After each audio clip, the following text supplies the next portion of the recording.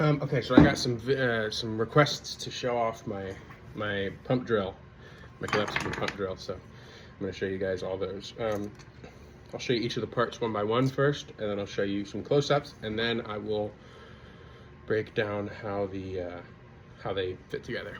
We'll start off with the main spindle. It's I don't have measurements here, but this is 8.5 inches. So that's 8.5. So that's probably 14 inches, maybe 13 inches, maybe a little over a foot. It's just a piece of poplar dowel rod with a groove cut in the middle. And I don't know the angle of this cut, but importantly, the angle of your cut, this can be any arbitrary angle, but it has to be, whatever you make it, you have to make your bits, your foreshafts, mate well with it. I recommend an acute angle more than an obtuse angle because the force you'll see here in a minute, the force that the collar holds these together with is perpendicular to these. So the more acute the angle, the more surface area there is between these two holding them together. So I have my spindle. I don't know what to call this, like what the name of this is, but this is the piece that twists around, that you move up and down. It just slots into that right there. Right now I have these two foreshafts with me. I have one bone. This one's just, I've used these for burnishing holes in like bearing blocks for bow drills. And this one's just a stone drill bit. And then I have, importantly, my spindle, flywheel, and my collar. Your flywheel hole doesn't have to be the same as your dowel rods, but importantly, this has to be close. The collar has to be close. It fits in and has a little bit of wiggle room, but I promise you it's not much. I'll show you how this assembles now. So I usually start by taking my spindle, putting it through the collar with the collar facing down. You can see it moves freely. There's no pins, there's no anything holding this in. It's just completely friction fit.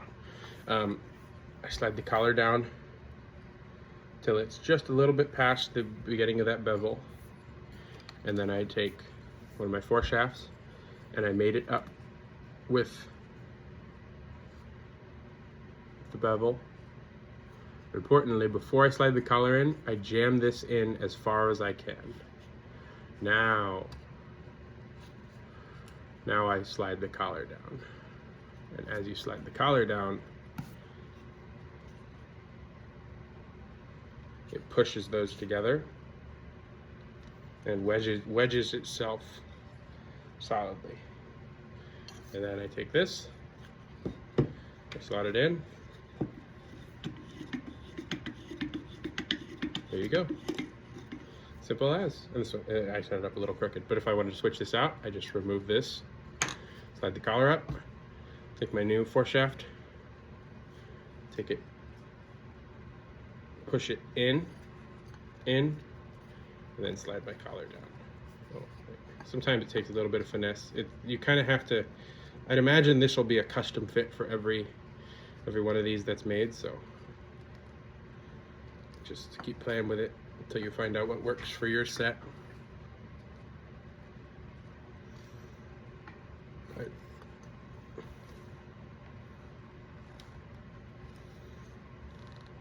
Slide your collar down.